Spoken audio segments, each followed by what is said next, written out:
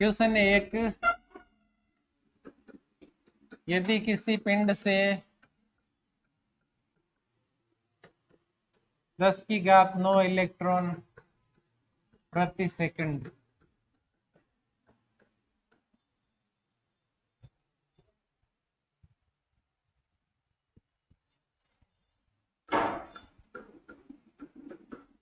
अन्य पिंड पर स्थानांतरित होते हैं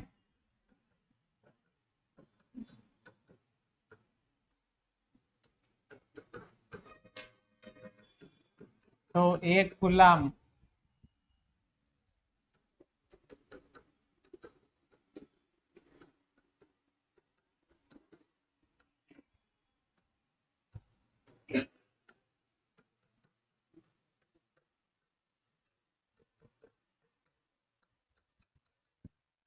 ऐसे भी लिखा जा सकता है, यदि किसी एक पिंड से 1 सेकंड में 10⁹ इलेक्ट्रॉन स्थानांतरित हो रहे दूसरे पिंड पर, तो आपको एक कूलाम आवेश का स्थानांतरण करना है तो कितना समय लगेगा, या लगा समय ज्ञात करो। एक ही बात है, लैंग्वेज है।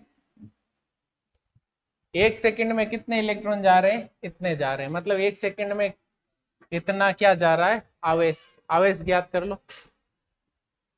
तो आपको इतना आवेश स्थानांतरित करना है तो क्या समय लगेगा। तो 1 सेकंड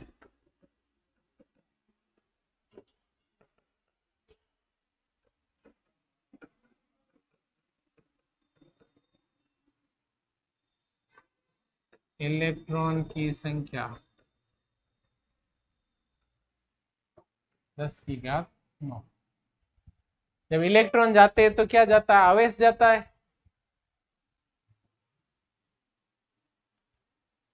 या फिर इलेक्ट्रॉन लिख सकते,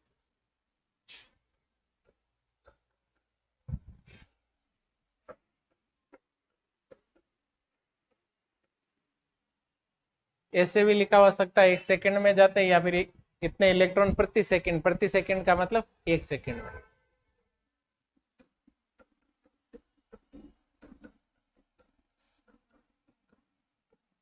स्थानांतरित आवेश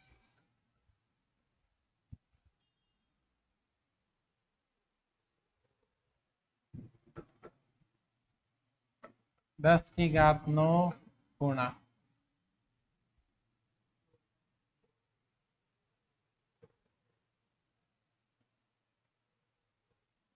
1.6 10 की घात माइनस।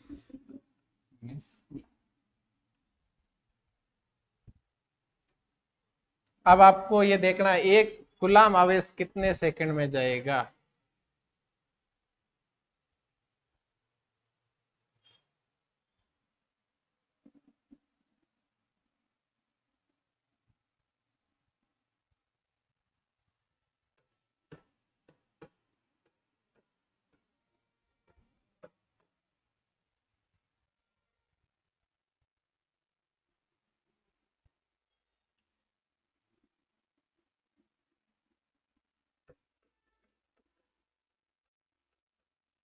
ये तो 1 सेकंड में हो गए। आपको समय ज्ञात करना है। माना एक कूलाम आवेश में या फिर एक कूलाम आवेश के स्थानांतरण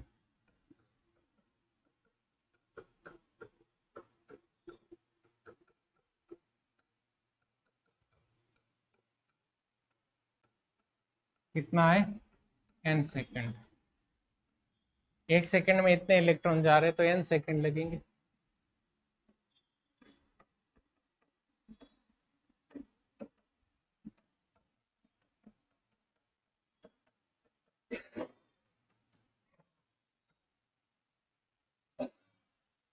स्थानांतरित इलेक्ट्रॉन लिख दो।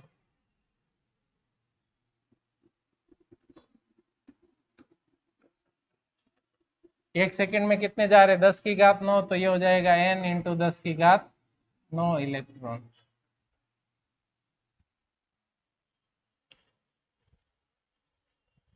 और ये जो होगा वो किसके बराबर होगा, एक कूलाम आवेश के बराबर। आपको पता है आवेश के क्वांटीकरण में आपने एक सूत्र पढ़ा था, Q बराबर N गुणा E। N क्या है यहाँ पर? स्थानांतरित इलेक्ट्रॉनों की संख्या। इसमें स्थानांतरित इलेक्ट्रॉन वैसे ये हो गया, या फिर T समय ले सकते हो सेकंड की जगह।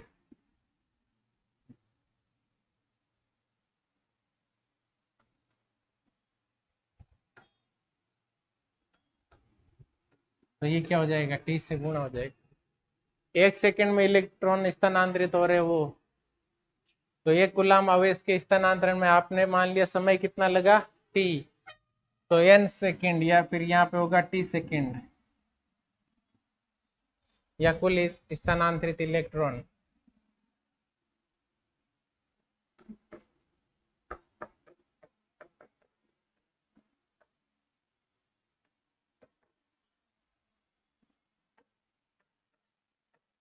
ये हो गई स्थानांतरित इलेक्ट्रॉनों की संख्या। Q बराबर NE, ये किसका सूत्र होता है? आवेश का। ये होता है आवेश।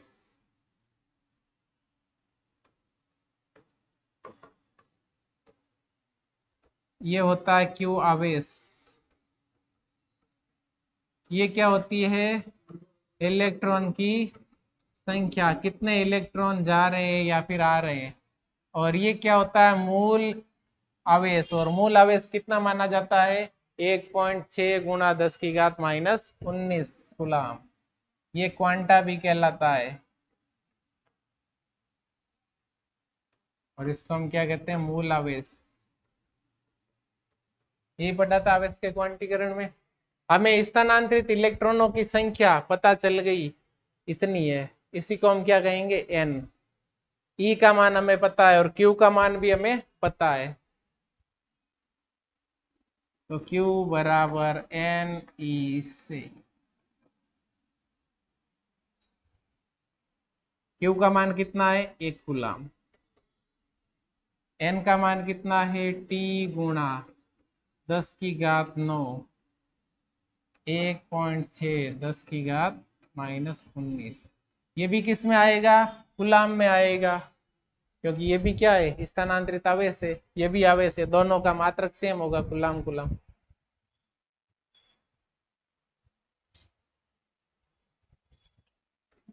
तो T गुणा 10 की घात 9, 1.6 10 की घात -19 बराबर किसके होगा? 1 के। हमें T का मान निकालना है, उधर लेके चले जाओ। 10 की घात 9 यहाँ है, -19 यहाँ है, तो कितनी बचेगी? -10 ही बचेगी। 10 की घात क्या जाएगा? 1/1.6।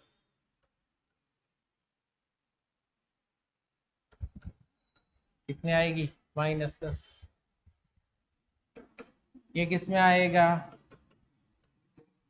क्योंकि टाइम आ रहा है, पॉइंट हटा दो। ये 10 की घात -10 को ऊपर लेके आओगे, 10 की घात 10 हो जाएगा। पॉइंट हटा दोगे, 10 हो जाएगा।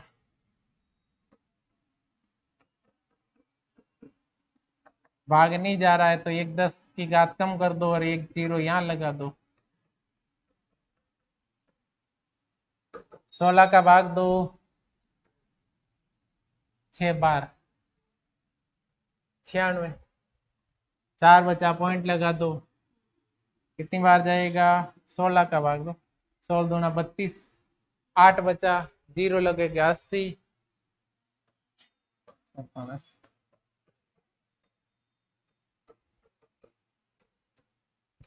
बस इतना आपको करना है। आगे आप दिन में बदलना, वर्ष में बदलो, मिनट में बदलो, किस में बदल लेना। इसको सबसे पहले सेकंड में, मिनट में बदलोगे 60 का भाग जाएगा। मिनट को घंटों में बदलोगे 60 का भाग जाएगा। फिर 24 घंटों का एक दिन होता है, 24 का भाग दे दो, दिन में बदल गया। एक साल में 365 दिन होते, 365 का भाग दे दो, वर्ष में बदल जाएगा। ये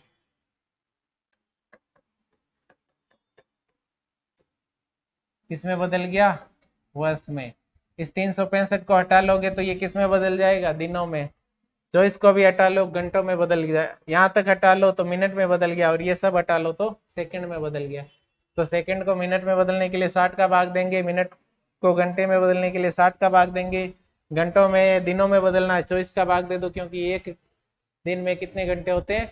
24 घंटे होते हैं। दिन रात पूरा, तारीख जब चेंज होती है ना तो 24 घंटे से होती है, ऐसे नहीं 12 घंटे में चेंज हो जाएगी। दिन का मतलब तारीख टू तारीख। ये 365 दिन होते हैं एक साल में, भाग दे दो, वर्ष में बदल जाएगा।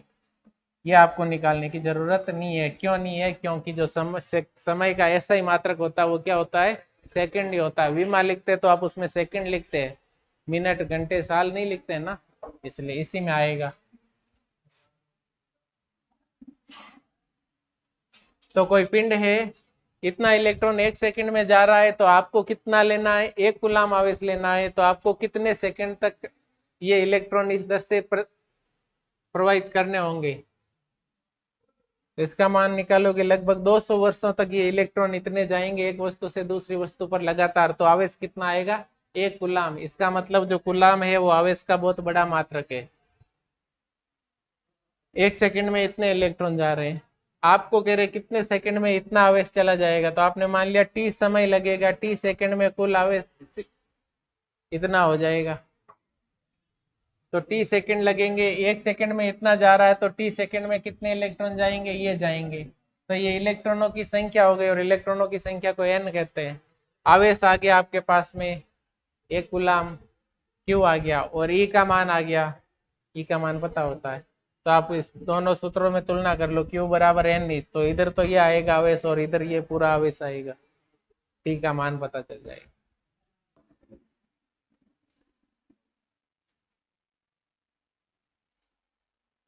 आपको ये ध्यान रखना है, एन का जो मान होता है वो इलेक्ट्रॉनों की संख्या होती है,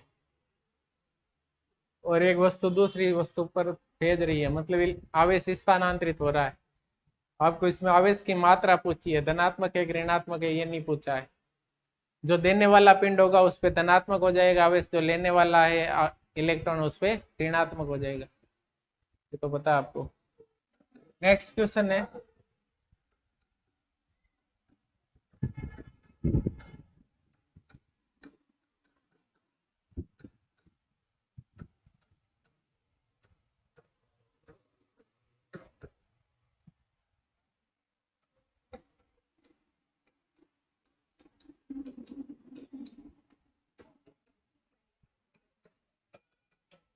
एक कप जल लेना, उसमें आपको देखना है कितना ऋण आवेश होता है और कितना धन आवेश। तो एक कप जनरली इसमें माना गया है 250 ग्राम का। कितना है? 250 ग्राम द्रव्यमान है। तो कितने अणु होंगे पहले तो ये पता लगाना है। हमें पता है जल का जो एक अणु होता है, जल का अणु सूत्र क्या होता है? H2।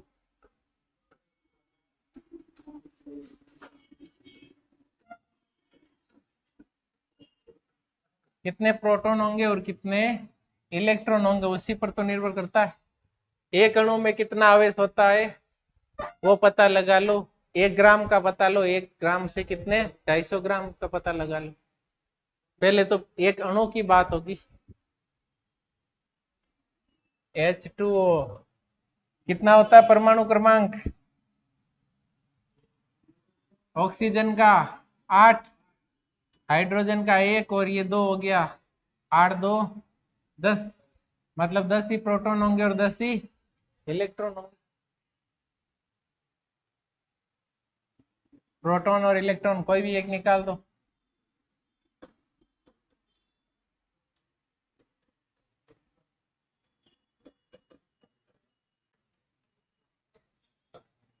प्रोटॉन भी 10। जल क्या होता है? उदासीन होता है जनरली, है ना? या आवेशित होता है जल? जल आवेशित नहीं होता, उदासीन होता है। प्रकृति में जो सामान्य वस्तु होती है वो सारी क्या होती है? उदासीन होती है लगभग। लेकिन उदासीन होने का मतलब ये नहीं है कि उस पर कोई भी आवेश नहीं है, आवेश होता है। नेट आवेश नहीं है इस पे, क्योंकि जितने इलेक्ट्रॉन है उतने ही प्रोटॉन है, जितना ऋण आवेश है उतना ही धन आवेश है। एक अणु होता है जल का, उसमें इतना तो धन आवेश होता है और इतना ऋण आवेश होता है। कुल मिलाकर नेट आवेश कितना होता है? होता ही नहीं, शून्य होता नेट आवेश, लेकिन आवेश होता है। प्रोटॉन और इलेक्ट्रॉन है तो आवेश तो है ना इसके पास। एक अणु की बात होगी। एक अणु में ग्राम कितने होते हैं? द्रव्यमान या फिर अणुभार की बात कर लो।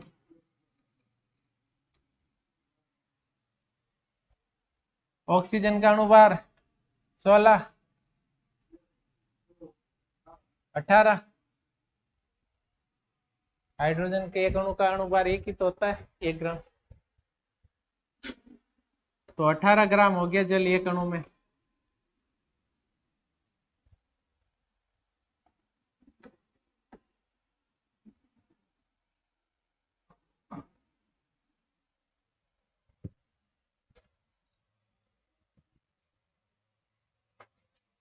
एक ग्राम जल में अणु कितने होते हैं? आवागाद्रो संख्या के बराबर होते हैं। तो पहले अणुओं की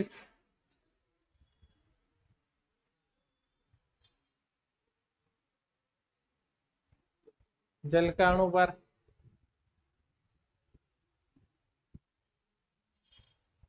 1 मोल।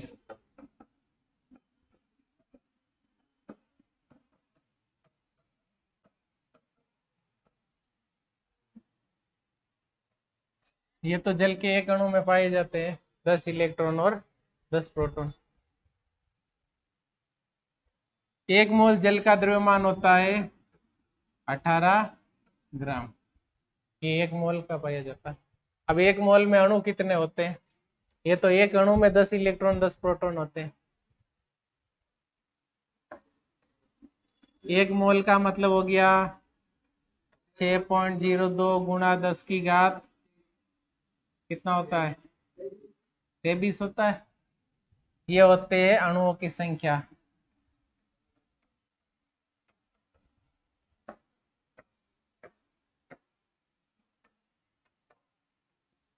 बाहर लिख सकते हैं, द्रव्यमान लिख सकते हैं 18 ग्राम में। तो अब 1 ग्राम में कितने अणु होंगे?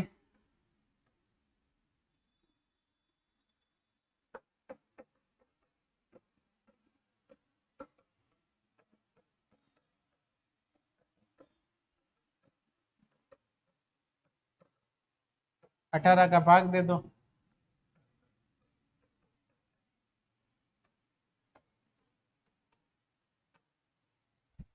अब हमें पता है एक अणु में कितना होता है, ये होता है आवेश। तो हमें कितने अणुओं का ज्ञात करना है? इतने अणुओं का ज्ञात करना, और इसको किससे गुणा करना है? 250 से गुणा करना है। तो 250 ग्राम मतलब 1 कप।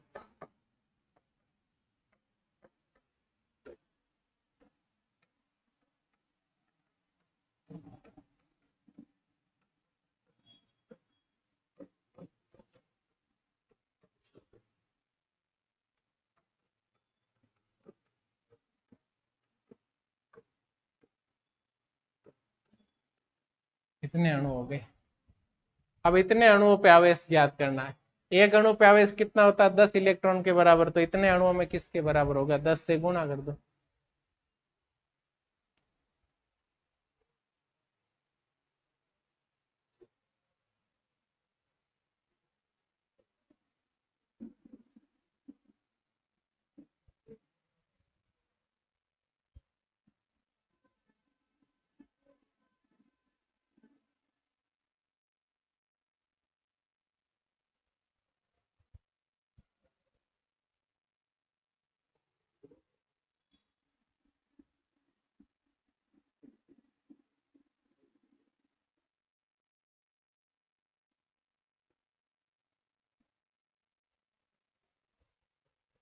ये अणुओं की संख्या हो गई।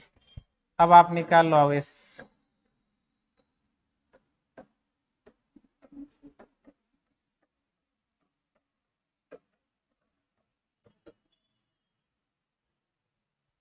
एक अणु में 10 इलेक्ट्रॉन होते हैं, 10 ही प्रोटॉन होते हैं। तो एक अणु का जो आवेश होगा 10 E के बराबर होगा।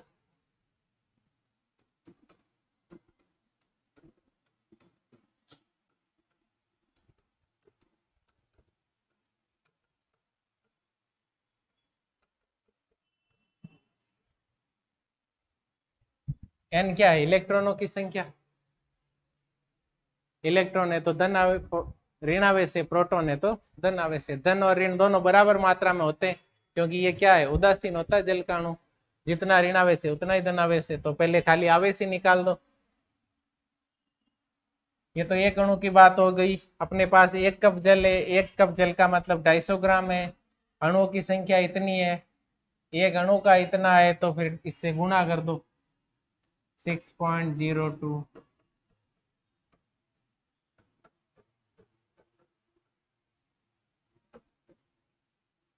ये तो हो गई अणुओं की संख्या। एक अणु में 10 इलेक्ट्रॉन होते, तो ये हो गया 10, और ये हो जाएगा Ne का मतलब 10 गुना, और E का मान रख देंगे हम।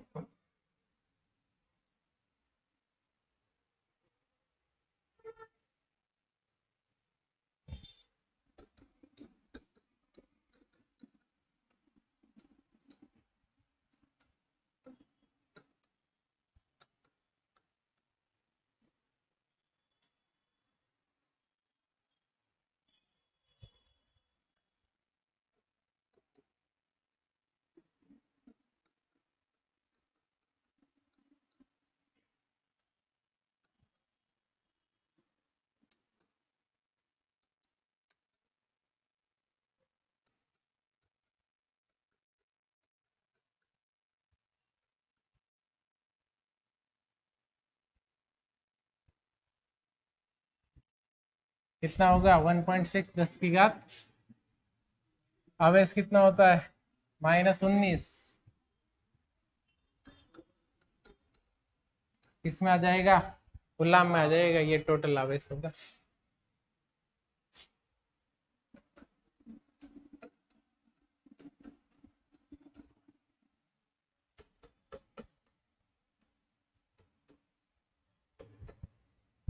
दस की घात यहाँ 23 है, और यहाँ पे -19 है, तो 4 घात ये बच गई, एक घात ये 5, और एक ये घात 6।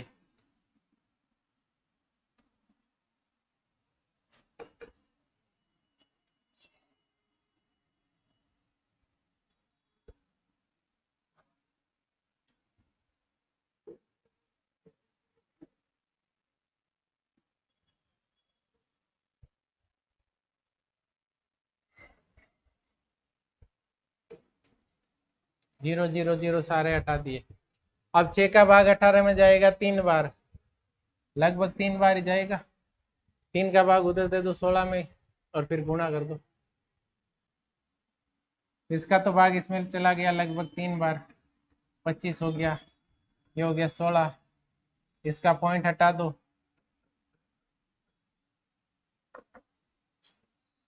इनको गुणा करके 3 का भाग दे देना।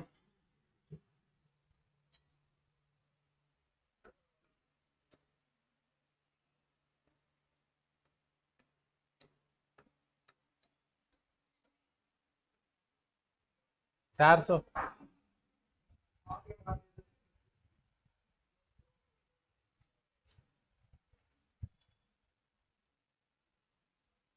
10 का भाग दे दोगे तो 10 की घात 5 हो जाएगी। इसमें भाग दे देंगे 3 का,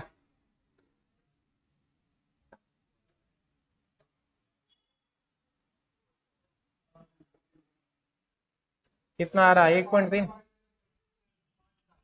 किसमें? ये एक घात कम हो जाएगी ना ऐसे ही।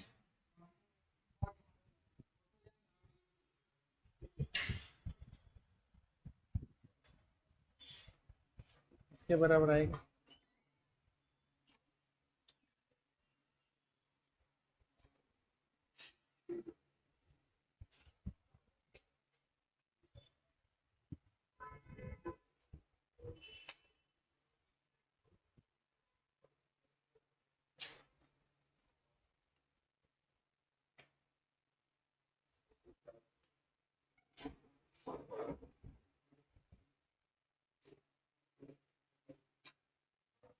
1.3 आएगा लगभग।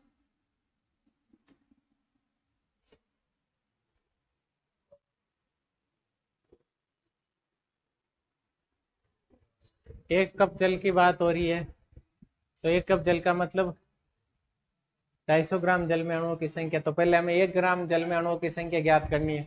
हमें पता 18 ग्राम में कितने अणु होते हैं, इतने अणु होते हैं, तो 1 ग्राम में ये अणु होंगे।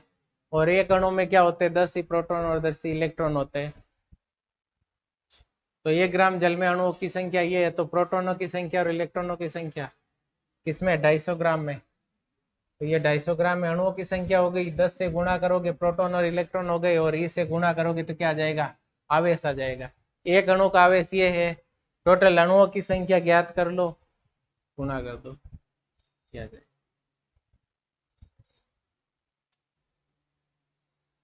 अगला क्वेश्चन है, आवेश की संकल्पना किसके आधार पर दी जाती है।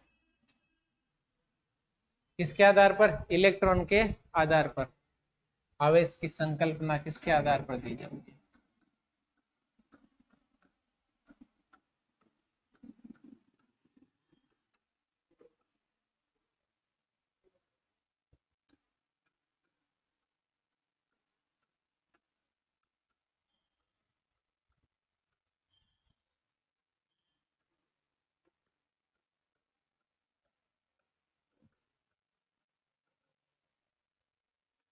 ये ऑप्शन आएगा प्रोटॉन के आधार पर।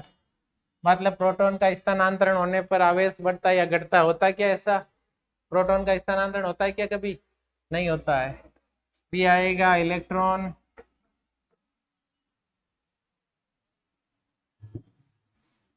या फिर यहाँ खाली जगह भी आ सकती है।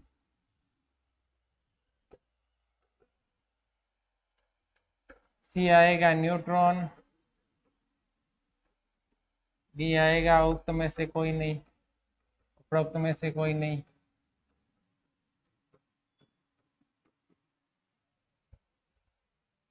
तो आवेश की संकल्पना का मतलब है, आवेश की जो परिभाषा होती है वो कहाँ से लेते हैं हम कहते हैं जब दो वस्तु आवेशित, या फिर कोई भी वस्तु आवेशित होगी, कब होगी, या तो उसमें से इलेक्ट्रॉन कम होंगे या फिर उसमें इलेक्ट्रॉन बढ़ेंगे। इलेक्ट्रॉनों का स्थानांतरण, यही तो कहते हैं क्यू बराबर एन ई। तो ये एन क्या है, स्थानांतरित इलेक्ट्रॉनों की संख्या। कहीं पे भी ऐसा नहीं आता स्थानांतरित प्रोटॉन या फिर न्यूट्रॉन। तो ये किसके आधार पर होती है, इलेक्ट्रॉन। आवेश की संकल्पना हमेशा इलेक्ट्रॉन के आधार पर दी जाती है, जबकि ये भी आवेशित कण होता है।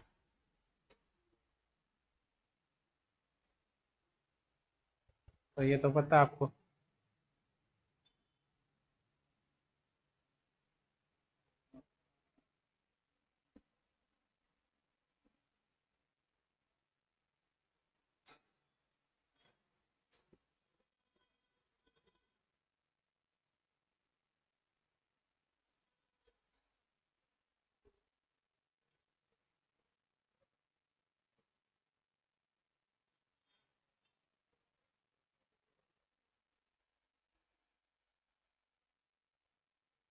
अगला सवाल है,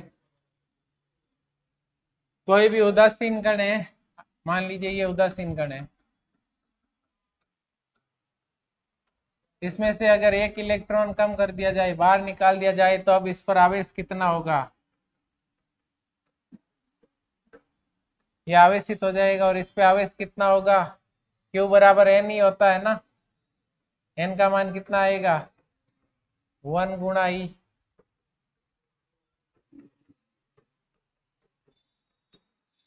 अगर ये इलेक्ट्रॉन ग्रहण करता तो माइनस का एन ही होता, इलेक्ट्रॉन त्याग रहा है तो प्लस का एन ही होगा।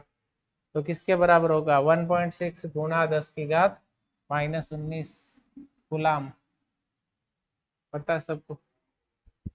कण उदासीन है, एक इलेक्ट्रॉन जैसे ही ये त्याग करेगा, एक इलेक्ट्रॉन का जैसे स्थानांतरण होगा, कितना आवेश हो जाएगा।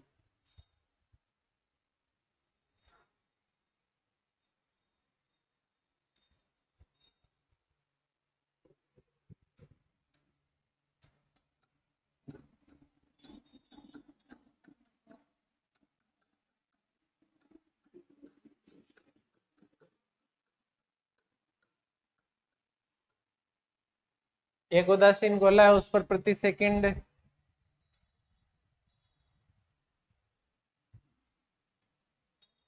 10⁻12 अल्फा कण।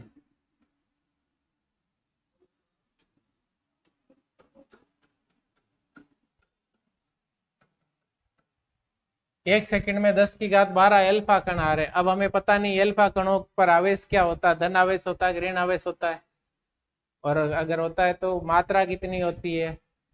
तो अल्फा कण का मतलब होता है हीलियम नाभिक। हीलियम का नाभिक। नाभिक में क्या होता है भाई, ये हीलियम का अगर नाभिक है तो नाभिक में एक तो प्रोटॉन होता है और एक न्यूट्रॉन होता है। न्यूट्रॉन पे तो कोई आवेश नहीं होता, प्रोटॉन पर आवेश कितना होता है, प्लस का धनात्मक ई होता है। इलेक्ट्रॉन पे भी एक ही होता है, प्रोटॉन पे भी एक होता है, लेकिन इस पे होते हैं एक ही। अब बात कर रहे हैं हीलियम की, तो हीलियम हाइड्रोजन और हीलियम का परमाणु क्रमांक होता है 2, तो 2 ही तो प्रोटॉन होंगे और 2 ही इलेक्ट्रॉन होंगे। इसका मतलब हीलियम नाभिक है, उस पर एक हीलियम नाभिक पर आवेश होता है प्लस का 2e। बात आ गई समझ में। हीलियम नाभिक, नाभिक में हमेशा धन आवेश ही होता है, खाली नाभिक ही गिर रहे हैं और नाभिक गिर रहे हैं इसका मतलब धन आवेश ही बढ़ रहा है।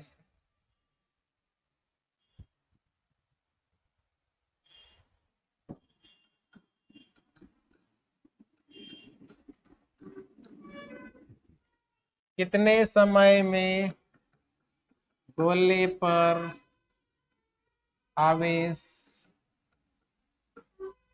2 कूलाम हो जाएगा।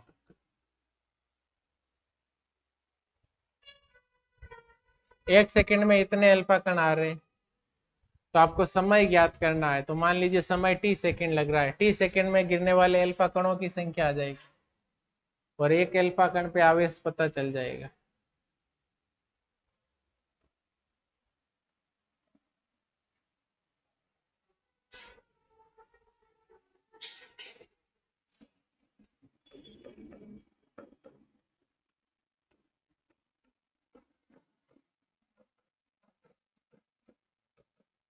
कितना होता है, कितना होता है, प्लस में होता है, क्योंकि अल्फा कण का मतलब होता है हीलियम नाभिक। हीलियम नाभिक में 2 प्रोटॉन होंगे, 2 ही न्यूट्रॉन होंगे। न्यूट्रॉन पे आवेश 0 होता है और प्रोटॉन पर आवेश 1 पे होता है, तो 2 पे हो जाएगा 2 ही। तो अल्फा कण पर आवेश 2 ही है। कुल अल्फा कण इतने गिर रहे हैं, तो प्रति सेकंड गिरने वाला आवेश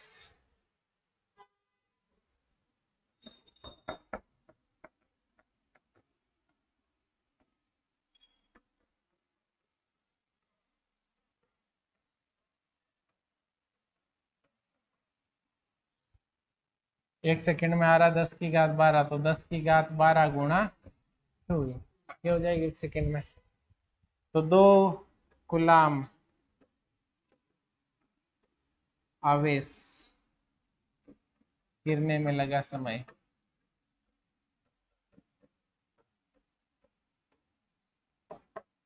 प्रति सेकंड, एक सेकंड में इतना आ रहा, तो टोटल टाइम कितना लगेगा, इसका भाग दे दो 2 कूलाम में। यहाँ लिखना आपको कूलाम।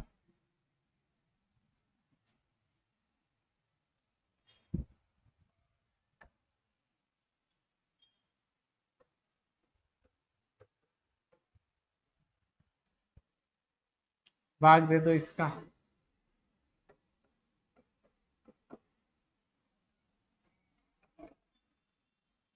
ए का मान 1.6, 10⁻−19 ये भी आएगा कूलाम में, तो मात्रक मात्रक दोनों ही कैंसिल हो जाएंगे, 2 से 2 कैंसिल हो जाएगा।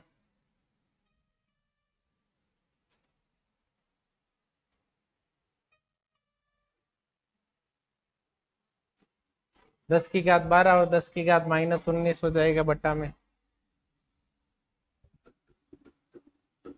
1.6 बचा, एक 10⁻12 बचा, एक 10⁻−19,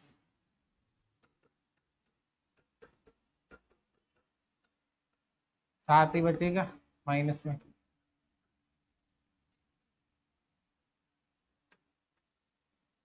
दस हो गया, ये 16 हो गया, ये 10 की घात 7 हो गया, एक घात और कम कर दो। 16 का भाग हमें पता है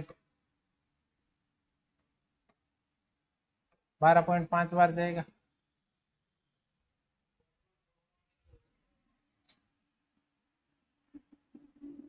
6.25 बार जाएगा।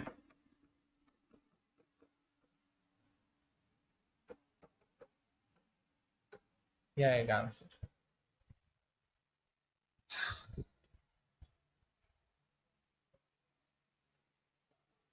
तो उदासीन गोला है, गोले पर पहले से कोई चार्ज नहीं है, 1 सेकंड में इतने अल्फा कण गिर रहे हैं।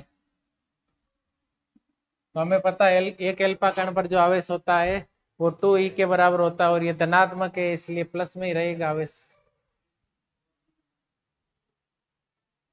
तो 1 सेकंड में इतना आवेश गिर रहा है, तो 2 कूलम आवेश गिरने में लगने वाला समय ज्ञात करना। तो ये भी आवेश है, ये भी आवेश है, इस आवेश में उस आवेश का भाग दे दो, टोटल समय आ जाएगा।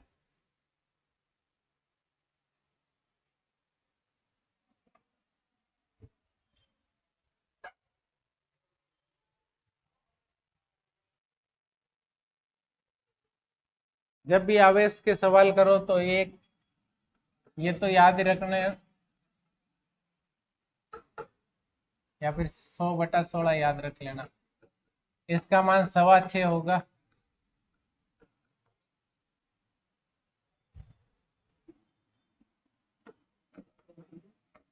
जब कम समय में ज्यादा सवाल करने होते हैं, ऑब्जेक्टिव टाइप होते हैं, तो ये याद रखना यही काम आता है। कुछ कुछ याद रखनी पड़ती है बातें। 1/1 से आता है तो उसको 100/16 में तो हम चेंज कर ही सकते हैं, घाटे घाटे तो आपस में कम कर लेंगे, ज्यादा कर लेंगे। ये 6.25 ये याद रखना है।